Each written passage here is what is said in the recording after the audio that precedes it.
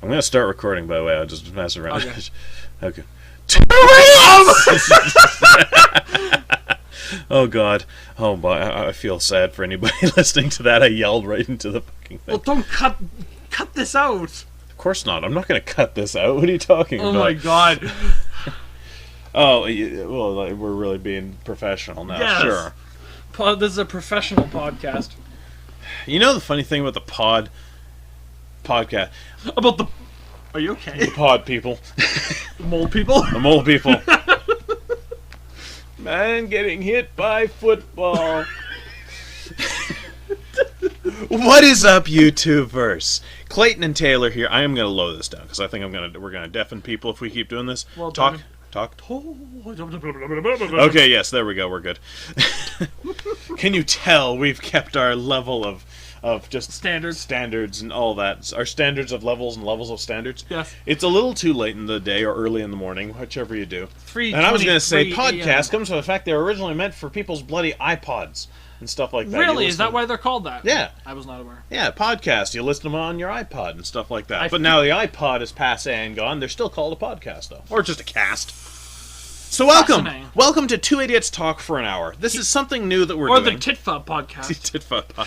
What's a TITFAH? Anyways, Ligma. It's the cousin to Ligma. Anyways. Do you know a bumper? Bumper, I hardly know her. This is going to go amazingly well. As you can see, we are represented by our I am a small anime girl, and he is a skeleton boy. He's a skeleton man. Who was very shocked to see an anime girl coming out of a door in the middle of a woods. In the middle of it, just I'm not going to lie to you. I'm not going to lie to you. We don't know what we're doing. But no, we've come here to just, I don't know, figure we try to do a little cast thing there. We talk about a whole lot of really stupid shit, so it feels like it should be something we should share it with the world. Oh God! So yeah, Mercy. No, the thing about the podcast though is that it really was that. It was like you could actually do the. I think they're originally only like uploadable officially on like iTunes or something like that, like the official ones you can find. This is the history of the like podcast. because they're live. This they're the live things, so you could subscribe to the stream, I think, and you could get the new ones and stuff when they came out, and they recorded them. Or something. This is now the history of the podcast. It really is. welcome to the history of this thing that we don't know all about and are doing it anyway. Yes. So anyways, we come today. We have a very interesting conversation. Taylor has felt the need to elucidate for all of us here about the information between Sailor Moon. Okay, the relation. Okay, here's my thesis. Let me just lead you in. Okay. He says that there is a similarity between Sailor Moon and Star Trek. Now, Star Trek, the original series. This sounds fucking manic. The more you describe it, like, this sounds like something I had, like... I'm talking you up. You better have a good game ready for us. I'm not. It's going to be a very bad game. There was no preparation. I was not expecting this tonight. Yeah. I should mention also, Two Idiots Talk for an Hour. This first podcast, we're probably not going to go for a full hour. I don't think I have enough talking points. No, we probably don't like that. This is just... Think of it as more of a tester podcast. We're going to go with this. If people like it, we'll expand further. There we go. So... elucidate us, my fine dear sir, on the similarities between Sailor Moon and the OS Star Trek. TOS. So the OS. Yeah. The original series. The operating system. Exactly. Fucking Q Windows opening theme. Alexa, play Despacito. Don't you fucking dare! It's over. I said Alexa, not Google. I'm on drugs. Anyways, so my actual thesis statement, I presented this to him at work, and he was very intrigued. He felt ashamed. His penis no doubt shriveled up in shame, and he came out off to commit seppuku. My thesis statement is that the original series of Sailor Moon is literally the original series of Star Trek. We got lots of time to spare. Talk slowly and clearly for the people at home, so we know what the hell you're saying. Okay, so I'm gonna start with like the first obvious. I only recently started watching the original Sailor Moon show, and I was very immediately struck. I was getting like similar vibes to something. I was like, what the fuck is what is this feeling? What is this emotion and tone I am feeling? And I realized that it was a lot of the same stuff when I was getting when I watched the original Star Trek series. And I think, like, okay, first off, let's start structure. Go for it. both series are episodic Monster of the Week series. There's, like... In the original series Star Trek, there isn't really any kind of, like, overarching plot arcs. There's only one 2-part episode. There's, like, a couple, like, references to back and forth, but otherwise it's basically all, like, standalone stuff. It's basically the same for Sailor Moon. From what I've seen so far, I'm not, like, a fucking aficionado or anything. I'm just a... Of Sailor Moon or Star Trek? Of either, really. I'm just a... So you're the perfect person to talk about it, of course. I'm the only person who can make such logical fucking connections. I think I might be the only person who watches and enjoys both Sailor Moon and the original series Star Trek. In equal amounts. Yes. So. Yeah, the structure immediately struck me. The Monster of the Week series, they're plot focused. They're not like character focused at all. But their main characters have fairly strong personalities. Like Kirk is driven. He's very passionate. Sometimes he can bend the rules, but he is not as rule breaking as people make him out to be. And Usagi Sailor Moon is my retarded daughter. Don't mind me. I'm eating food. I mean, tradition. I do it on our videos, so why not on the cast too? Are we in mukbang now? Yes, totally. I could eat on here and just the ASMR eating is like. That's not even good ASMR. That's not even good ASMR since I didn't say I was good. I'm an ASMR expert. Anyways, we're getting off topic. Get back to what you're saying. Point. And Usagi is very retarded. She's very flighty. She's very stupid. But they also have like very logical and very mission-focused seconds in the form of Spock and Luna. And they're not like identical characters, but there's definitely like a very similar like character balance there that's very reminiscent. There's also the fact there's like some smaller stuff that's the first thing that's coming to mind. I'm just throwing whatever comes out. The fact that a lot of the stuff that like people associate with Sailor Moon, like all the Sailor Guardians and like a lot of just like the things that you think of when you think of Sailor Moon are not in like the earlier usually episodes. Sailor Scouts and stuff like that you think of. Yeah. First thing you think of is obviously Moon herself, and then you think of the Sailor Scouts afterwards. Yeah, like for the first 7 episodes of the series, it's just Usagi. They don't include the other girls? I've never watched the series personally, so I don't actually know. Mercury shows up in episode 8. Okay. So and yeah, they don't start coming in until a little ways in. There's also a couple side characters. There's a nerd that she's friends with that I've never heard this character like anyone thinks about this guy. Is this guy? Is that the one with the spirally eye? Yes, that is him. Okay. Well, actually, I saw Nostalgia Critic mentioned it. His thing. Oh right, his he did a review thing of Sailor Moon. He's like, this is like the Dr. Demento or something like that. The early years, I think it was. he's a goofy, weird looking motherfucker, and she also has like a friend who's just a friend, and that's basically it. That's all he is. No, it's she. It's all she is. Yes. She's the token friend. She also means nothing. Usagi also has like a guy who works in an arcade that she has a crush on. So you're telling me these early episodes they literally set us up with the girl hero, and then she's got all these normal friends, and then it's like, screw these normal friends, let's give her a bunch of superpowered friends. It's a very like formulaic series too, in terms of Sailor Moon. But the similarities in terms of Star Trek, like a lot of this shit that people think of, like the phrases like "beam me up, Scotty," that's never said. Chekhov doesn't appear until like the second series. Klingons aren't in it all I that didn't much. Know that. No, he does not come in until the second season. Interesting. The first season is just generic people in Sulu. Generic people and Sulu. Well, Sulu's great. True.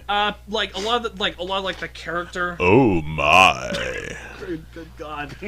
Like a lot of the philanderization kind of stuff that people think about isn't like really in Star Trek. Like Sulu fences once, for example. But everybody remembers that one scene, basically. Yeah, because it was a really memorable scene in a really early episode. Yeah. I think it might have been the first episode. I could be wrong. But yeah, sort of like the pop culture image that people have of the show is quite different from the show itself, at least to some extent. And I feel that some of that is almost a Mandela effect in some ways, because you go back thinking, like you said, like the whole, was it the Beam Me Up Scotty thing, like that. It's never been said that way, but in a lot of people's minds, my own included, too. I was sure to hell that he actually said that at least once. The closest... I've watched almost every... There was a point I got the original series of Star Trek for Christmas, and I watched almost every single episode over, like, the course of a year. I still have, like, most of season 3, because season 3 is almost worse than season 1 in a lot of ways. It's the point when the budget's like starting to like fucking skyrocket into the ground. And then it turned into a cartoon and apparently got better. Some people seem to like the cartoon, but I digress. Yeah, he only says... I've been doing a lot of that. I think he says, beam us up, Scotty, is the only one he says. Yeah, there's some very, very weird similarities. There was another thing that I was trying to think of, and I lost my fucking train of thought. Welcome to this. This is exactly what's going to happen. Let's draw some parallels here. Let's take some main characters. We have let's take the mainest of main characters between the two. Yes. We've got Usagi, or Bunny, as the English version called her, which is literally all Usagi means. Really? Yeah. That's funny because Tuxedo Mask called... Oh, that's the thing I was going to talk about. And isn't he like Tuxedo Common or something like that? Yeah, Tuxedo Common is his name, but they translate it in the subtitles. I'm watching Tuxedo Mask anyway. Yeah. Well, it's probably just easier for the people who grew up with the English. Yeah. Anyways, we've got Usagi, and we've got Kirk. They're very different characters. Very, very different, but I feel like there's a certain similarity to it. There's got to be some. Now, I can only draw Kirk's side. Yes. You know more about Usagi than me. I can actually, now that you think about it, they're both like... I'm trying to think of... They're both big personalities. They're both very charismatic characters. Like, Kirk, he's smart, he's strong, he's very cultured, he's very romantic. Like, he's a really, like, strong character in terms of, like, abilities and things he's really good at. He still tends to be impulsive. Yes. Very impulsive, a little bullheaded. To some extent. That's why Spock is a really good foil to him. Yeah. So he's the level-headed one's like, that's not logical, stop that. And then Bones is the extreme emotional one who's, damn it, Jim. I'm a doctor, not an insert job here. Yes. And Usagi is very... She just goes, like, fucking on her own whim. She's very flighty. She's very dumb. She has her own Spock. Luna. Yeah, I literally said that. Did you say that? I fucking did not hear you say that. I literally, Pardon my language. Like, Luna's she's not, like, as strict, like, emotional as Spock, but she's, like... Oh, no, she's not a freaking Vulcan. No, either, she's like, Sailor Moon, stop being retarded, and she's also not, like Spock, there's a lot of points where he feels, like, really infallible with, like, he's a really good science officer, and he's really that chip. He's very good at what he does. But Luna's just, like... There's a point when they recruit Sailor Mercury, she's like, I don't trust this girl. She's got strange magic energy around her. I'm not sure what's up with that. I think she might be a monster in disguise. And it's like, oh, it's a sailor. Oh, okay. Like she's not exactly. There's a power level difference between Spock and Luna, is what I'm trying to say. Power level difference, yes, but there is some similarities. You're actually making some good points here, I'm finding. I'd like another thing that is kind of noticeable is the fact that they're both generally pretty formulaic series. Like, the earlier episodes of Sailor Moon are basically like, okay, here's blonde anime boy.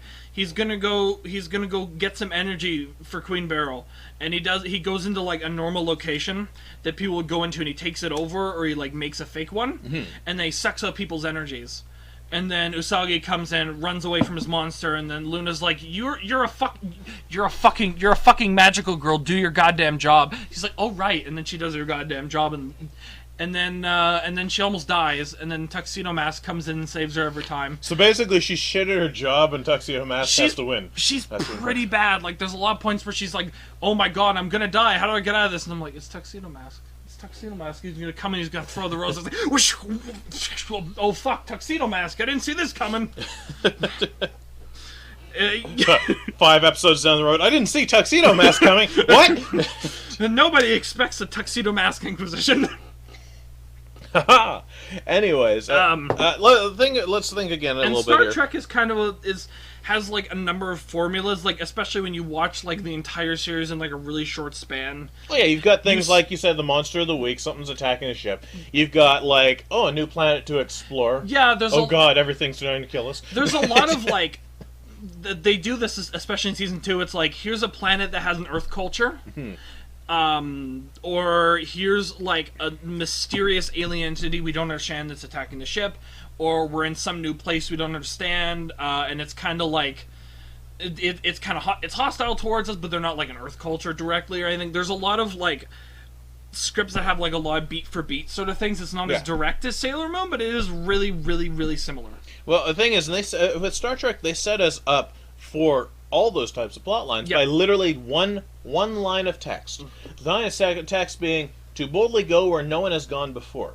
Literally with that line of text, they've basically said, guess what? You don't know what's going to happen. Maybe it's a monster. Maybe it's not. Maybe it's something different. They could have pulled anything out of their butts at that point, and it would still have been well within what we expected of them. Like the time a fat man built robot waifus. That was a great episode. Yeah, I remember that vaguely. That was Isn't that the one where Spock has some game too? It's like, I never met a Vulcan, nor I a work of art, madam, or something like that. I think possibly, but Kirk gives them the whole like, damn. There's a fantastic scene at the end. We're digressing again, of course. It's how it is. There's a fantastic scene at the end. Basically, what they're doing is they're trying to be as illogical as possible, just to fuck up, because the robots that Mud built are just like they're holding them hostage on the planet. That's what it is, yeah. And this is Mud's best episode. The first one is boring, but this one's fantastic. And he built these robots to like sell off to his wives and stuff, I think is what the idea is, and they've got them locked down on a planet, and so they're trying to be as illogical as is humanly possible. So at one point they throw an invisible ball, and then like they stumble and don't catch it, and then the robots are just freaking out. And there's one point where they just like, a bomb's gonna explode, and then they just like, they all fall out and nothing explodes and they all fall over dead, and the robots just it's extremely funny. It's one of the funniest scenes I've ever seen in my life. Oh my lord. Do you have any thoughts so far? Are you offering anything? Oh yeah, I mean I've been offering stuff. What are you talking about? What? What you talking about, Mo? But no, honestly, I really thought you were completely batshit crazy on this idea as to start off with. It sounds insane. He's like, I have this pitch for you. Sailor Moon is like the original series of Star Trek. I'm pretty sure I said it is literally Star Trek. It's literally Star Trek, which is like the most insane thing. That's even stronger elevator pitch than anything I've heard. It really is. It's like, I'm starting to get the point. I mean, yes, it's still, there's still points at which have nothing to do with each other, of course.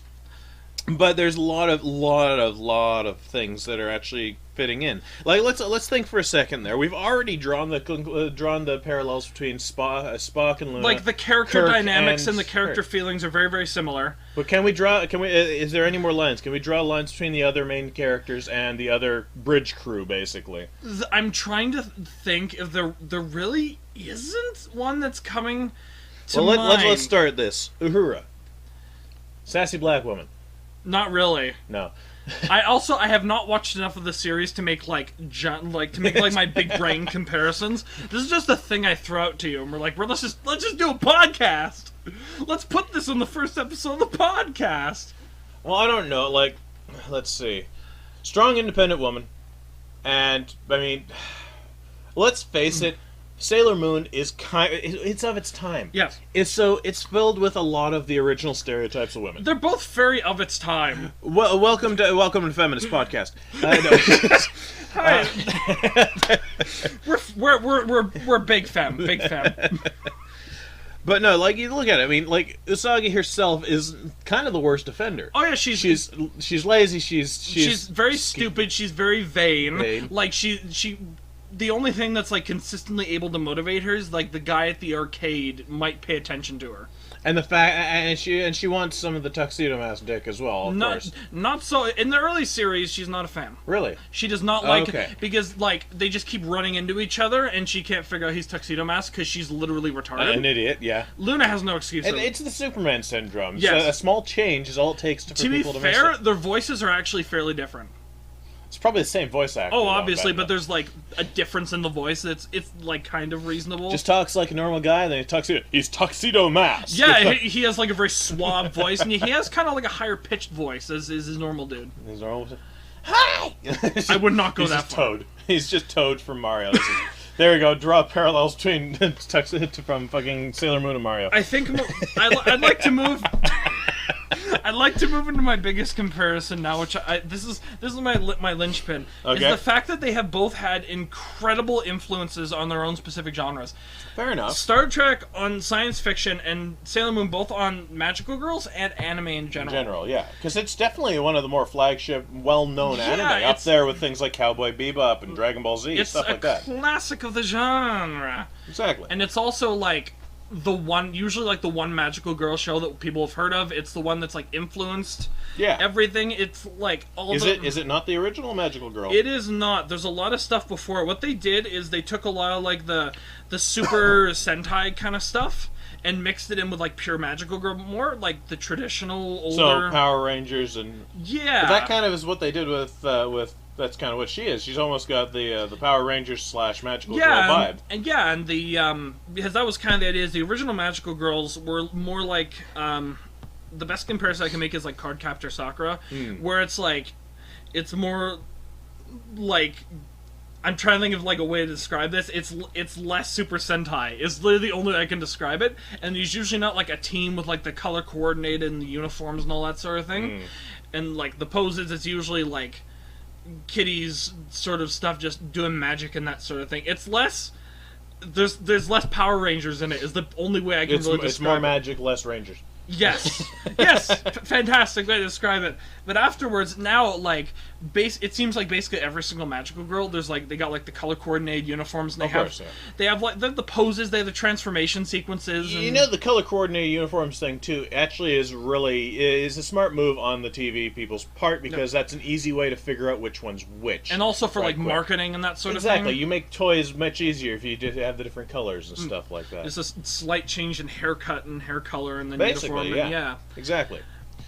But no, that's interesting. I don't know. I'm not going to get over the fact that the initial hit from this. I'm glad that I hit like the initial hit was just because it's such a weird idea. It really is.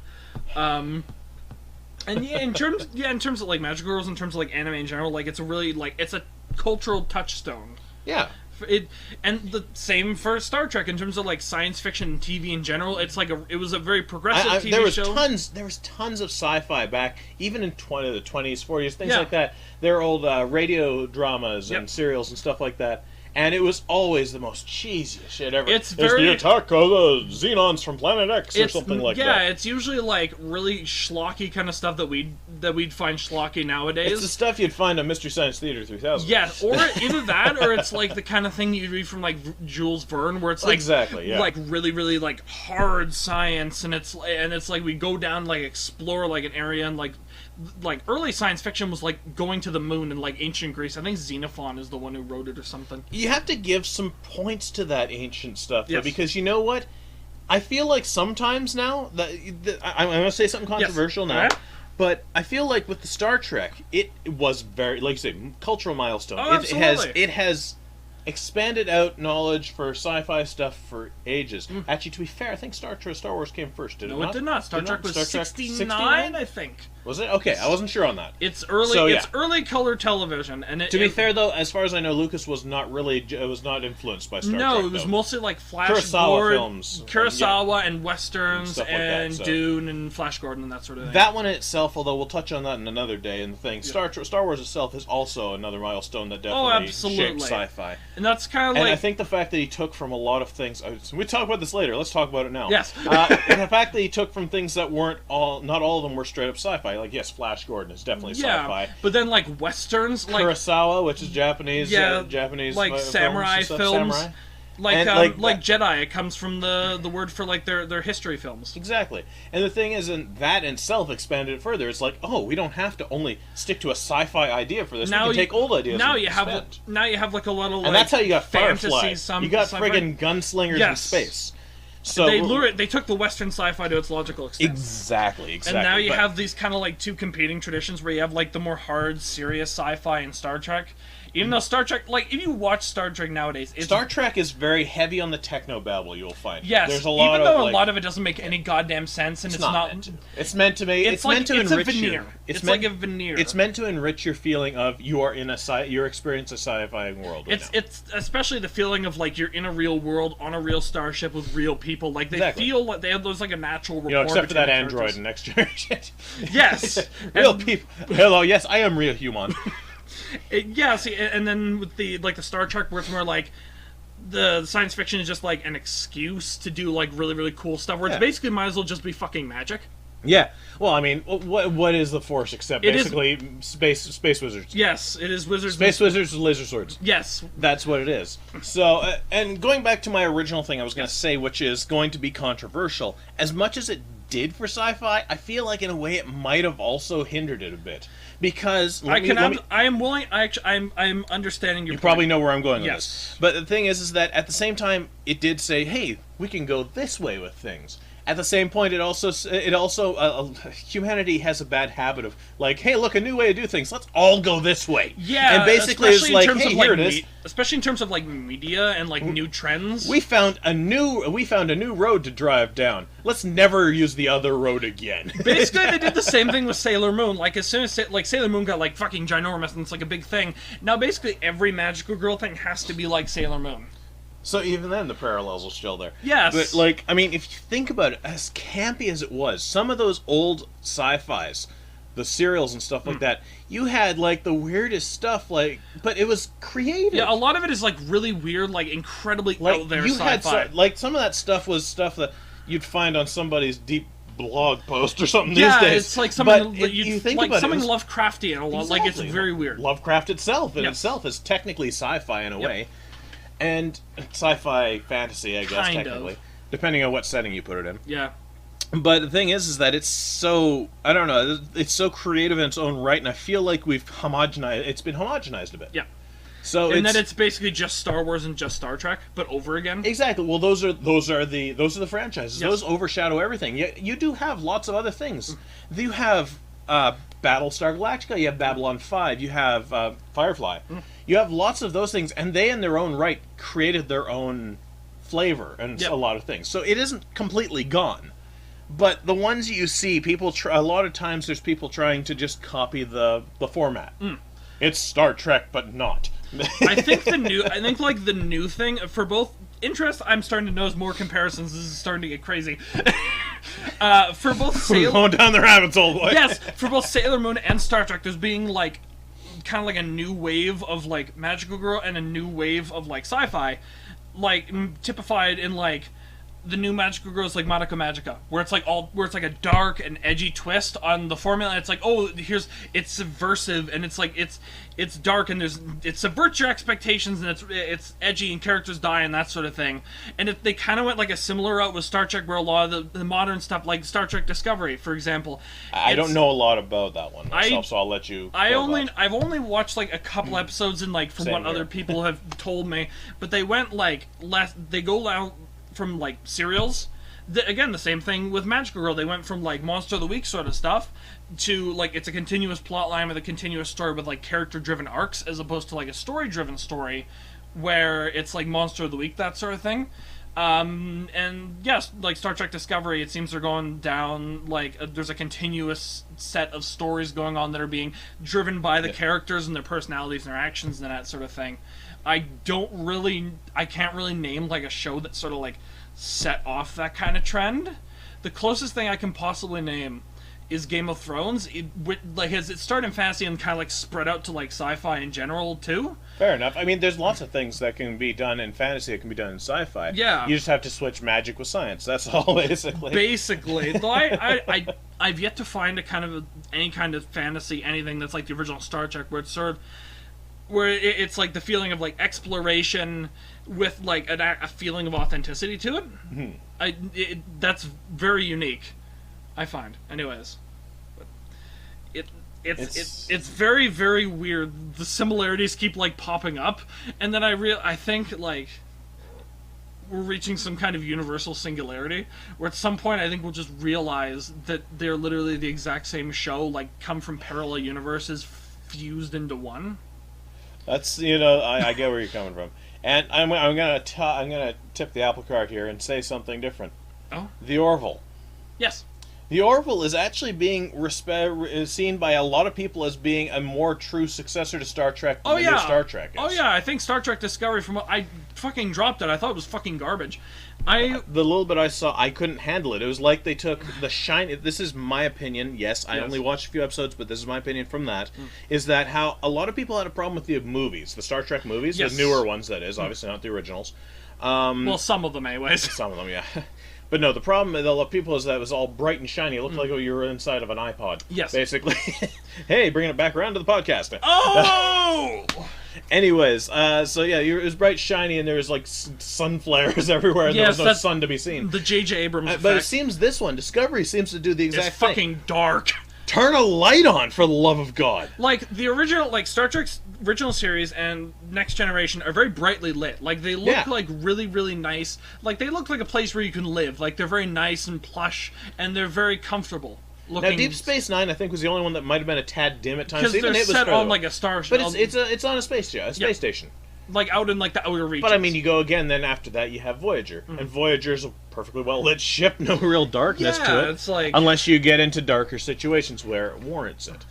But it just felt like they were trying to say, okay, this series is going to be dark, it's going to be gritty. So here, let's turn down the lights. They follow the trends, basically, because everyone else is being dark and gritty and serious and character-driven with continual stories. They're like, okay, that's what we're going to do for Star Trek. We got to update it. We got to modernize it. And then, like, I know quite a few people who have been disappointed by the series, myself included. And, yeah, the Orville, I find it is far more, like, it feels far more faithful to, like, the tone and the spirit of the original Star Trek. If nothing else, the original series. Yes. Itself, like, the original series had some actual funny moments to it, maybe, whether intentional or not. Yeah, but there's a lot of those sort of, like, 50s, 60s TV show moments where, like, at the end someone makes a really corny joke and they all look at Spock, or Spock like, says some... Oh, you. And then they do the wah-wah sort of music and then they cut out and it's like... But, I mean, it was a product of its time for that thing. But this one here, I feel Seth MacFarlane did a really good job on that there, because like it's got lots of stupid slapstick, like you'd expect. It's Seth MacFarlane humor. It's what you'd expect from Seth MacFarlane, but at the same point, he's also managed to actually put some serious points into it. He has actual story points between the main character and his. You've seen a bit of it? Yeah. Okay, a little spoiler alert.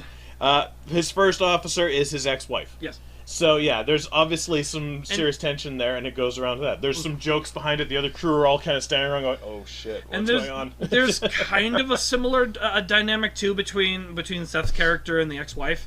Yeah. Between, you know... Because it's not 100% over. Yeah. So, yeah. And she's more... I feel she's more on the stricter side of things, slightly. She's trying her best to be the strict and upright officer. Yeah, and he's on, like, the more... He's kind of like the diplomatic Kirk, where Kirk's, like, trying to settle things down. In some ways, he is like Kirk. It's his stat to get all nerdy is charisma more than anything. He's got a to get on now, charisma. We're getting all nerdy. Yeah. With Star Trek, it's better. Excuse me, the best Star Trek series is Sailor Moon. Fucking, you got it right there, man. Oh, God. But, I mean, okay, I'm going to throw it to you right now. Right. We're going to talk real talk. Real talk. Okay. Original series, next gen. Okay. No. Which is better? I have not watched... I've watched only a couple episodes of Next Gen. From what you've seen... Original series, absolutely. Original series. Okay, original series. Have you seen any of the other ones? I've watched a little bit of Deep Space Nine. Okay, then long time ago. Original and Deep Space. Deep Space. Deep Space. I barely remember anything about Deep Space Nine, so yeah, original series. Back to TOS. I like the corniness of it. Like, I really like... There's a very hopeful feeling about it, where everybody's just having, like, a good time, and they're all trying their best, and there's not, like, a whole lot of downer endings. Most endings, they find a way to fix the situation somehow. Well, they have to finish it and be ready for the next adventure next week. Yes, it's fun. You can, like, have a series, but you can have, like, a good time, and you can also, like, think about serious things. And it is nobody's going to deny this. It's corn and it's can. Oh yes, 100%. It's 50% corn, 50% can. And I love that. I adore that. I think that's what makes it as good as it is. I don't know.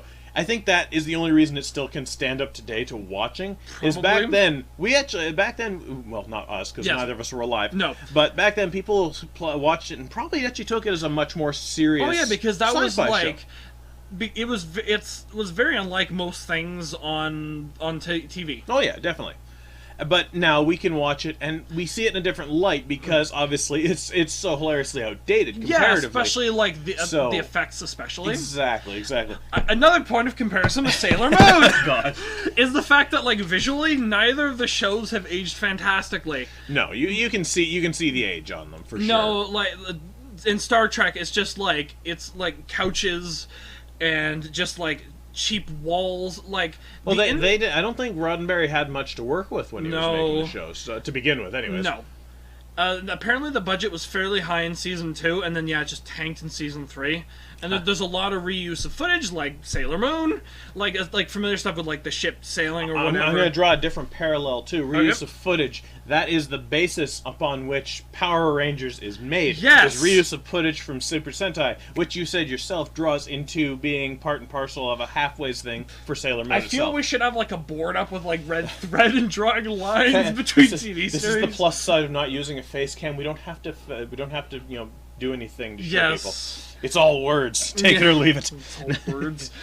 Yeah, and, like, Sailor Moon is not a great-looking series. Even for, like, the time for TV anime, I've seen better-looking shit. Fair enough. Especially in terms of, like, the motion. I think the one that gets me is, I think in, like, the first episode, a character walks, but, like, it looks like they literally just bump, boink, yeah, there's just, boink, like, bump, bump, the head just bobs up and down. And that happens, like, a couple of times, and there's, like, points where the backgrounds just sort of, like, fade out, and they're just like, we stopped drawing here, we ran out of time. And suddenly, the artist has suffered a heart attack. Which is, and yet they never like go off character or anything or off model. Like everything still looks consistently like consistent. Consistently consistent. Yes, the best way. We have to remember though, for like you said it yourself for original series too, and it's the same for Sailor Moon. Is that at the time they worked with what they had. Yeah. I mean, for Star Trek, they didn't have all the fancy special effects that they can shove into Star Treks now. Like, they can flash a light and they can shake the camera and everyone can wobble around. They like had the post-processing ability to add the little laser beams and stuff. Or That's when they have a thing like a cloud of mist or whatever comes down or whatever. But that's basically exactly yeah. So they had to be really creative with what little effects they had and do what they could. And the same goes to Sailor Moon. It's obviously not a live-action situation. It's drawn. But again, at the same time, the whole art to screen thing like that was a whole different setup. It was all hand-drawn. It was all 100% hand-drawn. 100% hand-drawn. Hand-animated. And I don't know... I know that Western animation has actually stopped doing that, for the most part. Not all of them. I know for 100% sure Disney doesn't do it anymore. No. It's all done on a computer. There's a few independent films as well that are fully hand-animated, as far as I'm aware. So... But back then, everything was hand-drawn, because that's how it was. You drew every single frame, so you had to take shortcuts. Take, like, the body bobbing up and down. It's just the easier way to do it. Or when you have, like, the first 2.5 minutes of the show are the opening, and then a preview of the episode you're about to see, and then the intro of the series where Sailor Moon introduces herself. That is the first 2.5 minutes. Had to fill up that time, man. Yep, and then 2 minutes of previews and ending at the end, and you have transformation sequences, and you have the action sequences, just recycling. Exactly. And the thing is that brings me to the next thing, is that anime was actually one of the biggest offenders, kind of, for recycling stuff. Especially back in the old days, because they'd add things to, and not even just recycling, but they had to find ways to be minimal. Yep. Because, I don't know, they just didn't have the resources and stuff like that. They didn't have time, or the money, or the people, or what and that's where you got things very iconic, but maybe forgotten about by a lot of people, are things like speed lines and stuff like that. So when something action is happening, you have a background, instead of the actual background behind the person, you have these speed lines to indicate they're moving very fast. Yeah, and it's there's very pulsing dramatic lines there, or something like that, or a zow, so it's a big starburst in the background, like that kind of thing. And you still see that in some anime today, occasionally, depends, like, especially if they're adapted from, like, an older work, or if they're manga. But there is also the other ways that it'll also be added in if it's meant as a hilarious effect. Yeah. Much like Star Trek is now more funny to us than a serious thing, that kind of thing is being used as more of a joke effect. Yeah, when you see like a parody or like someone referencing Star Trek in like a modern series, it's usually meant as like a humorous sort of thing. Like, they'll do the captain's log thing, and they'll zoom in on, and there'll be, like, really corny-looking sets and terrible makeup and that sort of thing, and there's a guy with a bad wig and all that sort of thing. Kirk's wig is pretty bad at times. Oh, yeah. Yeah. Oh, God. This is such a bizarre, like, series of, like, connections to make. I'm wondering, too, if it might have to be something, like, if they both came out, like, equivalent times in each other's, like, evolution. Like, TV anime is not as, like, new as a thing as, like, just regular live-action TV. Yeah, no. Well, live-action TV's been around for a while. Yeah, since... Basically, ever since the TV was created. Yeah. And like anime definitely came. Anime came after World War II. It's after World War II, so let's say like the 50s or so. Yeah, like that. So it's definitely newer than the live action. But. So basically, it's about like 40 to 50 years into like their life cycle. Both of these series came out, approximately. It's like this perfect storm of like the way things were working and the way things have evolved now. Have sort of come out. And you see that too a lot. Is you'll see a lot of Sailor Moon parodies. Like if there's like a magical girl show, it's basically just Sailor Moon. There's a lot of jokes, like in shows, a lot more funny shows. They're obviously meant to make fun of things like that. Like what the hell is that one called where the magical girls turn these big buff guys in the magical girl outfits and stuff like that? I think it's just Ore Maho Shoujo. Basically, it's Boku no or something. It's cute little anime girls get turned to big buff guys in these really skimpy sailor outfits. A weird Revolutionary Girl Utena on like a more like kind of more serious note is also very magical girly. There's a lot of like the episodic sort of thing and reuse of animation and like their transformation sequence. There's a point where Utena walks up like a big set of stairs, and when she comes up at the top, she has like a pauldron. She has like pauldrons, and that's basically it. That's it. That's her transformation sequence. She has like pauldrons and a a couple tassels. It's kind of like this weird parody of like the transformation. I'm different now. Yes. But Utena's a weird show, to be fair. She's more into minimalist transformation. I believe it's what you do with what you have that's important. Which is the design philosophy, which is like the creative philosophy for Star Trek and Sailor Moon. And so we have come back full circle. We come back full circle, always and forever. What an odd lane we've gone down. Odd serial experiments lane. Oh! Hey, I have a bone to pick with you. How many puns are we going to utilize for our various avatars? I don't know, man. Various? So I gotta get different avatars for each time we do this? Of course! God damn it. I'm making me work. Well, boy. 2 avatars. There's 2 avatars. You don't understand just how annoying it is to do this. Well, just save it as like a format or something. You can save like a scene. Maybe. Save it as like a scene, you know?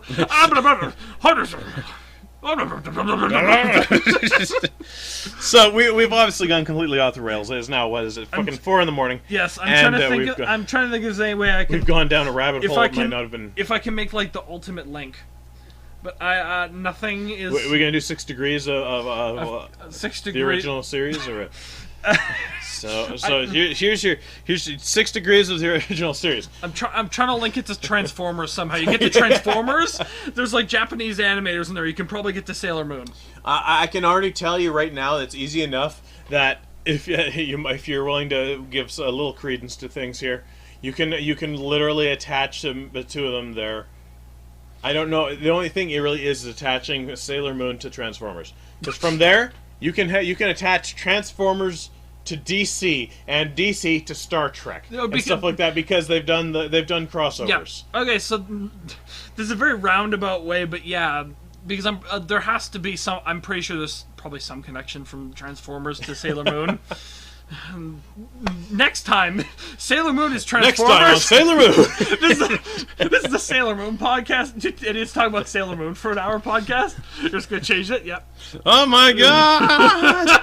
That's the animation quality of Sailor Moon. Right, so yeah, actually I can do this. Yeah, oh my god, I didn't even think of it. This is the walking animation is there. Yes, that's literally it. That so was basically, it. Yeah.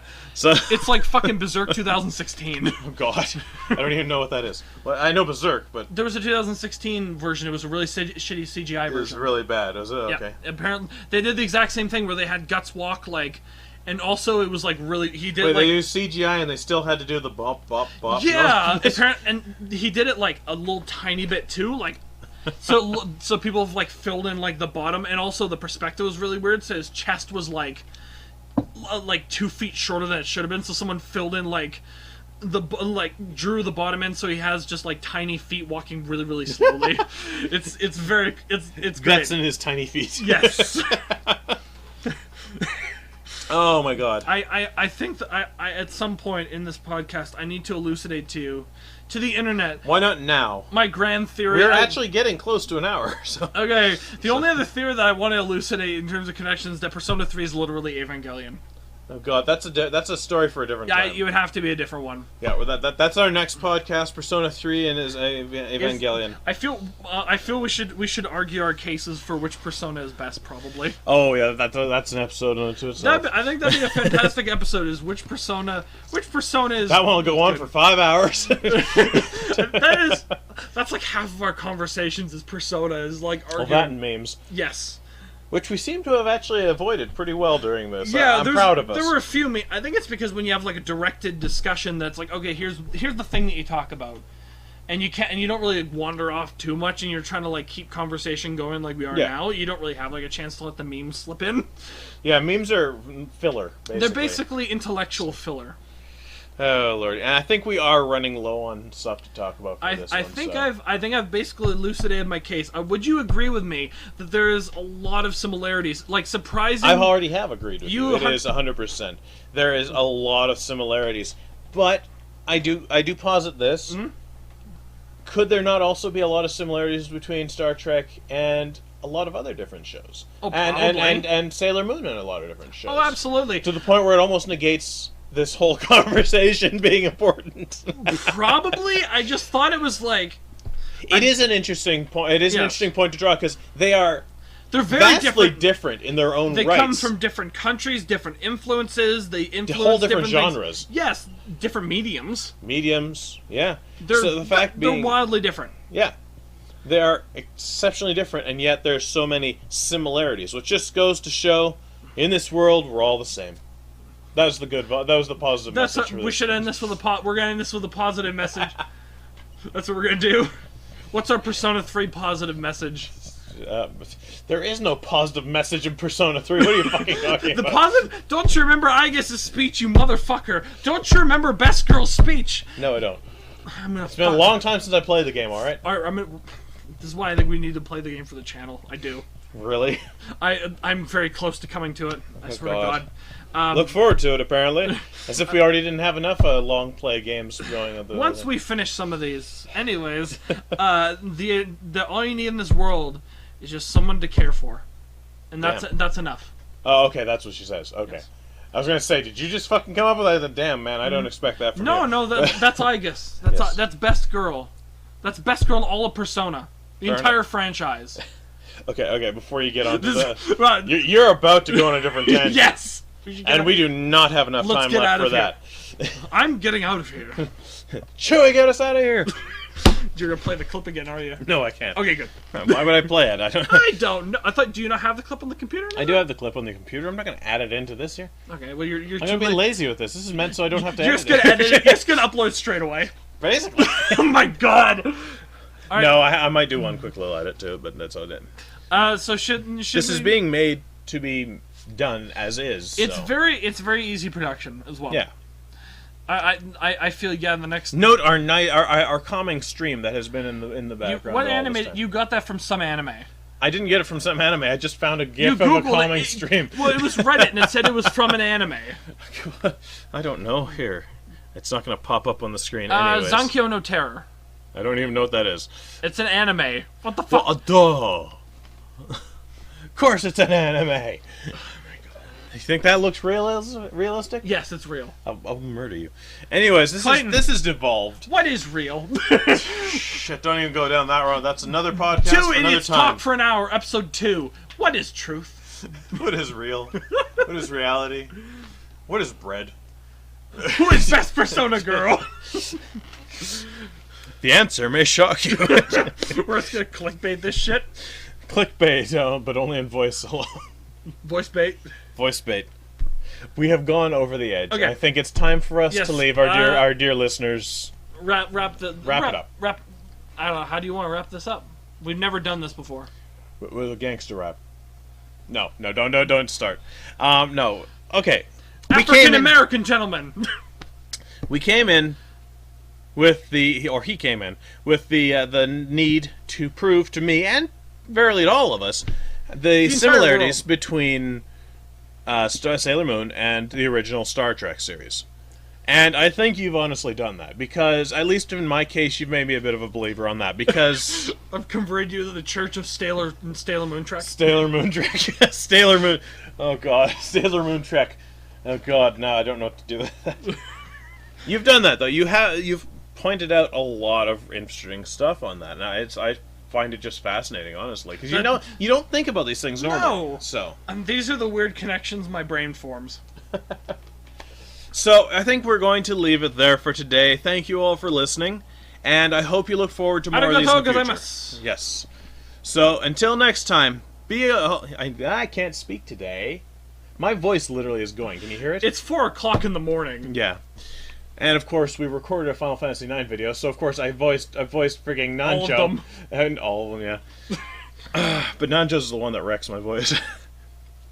So, until next time, be good to each other. Bye. Bye-bye.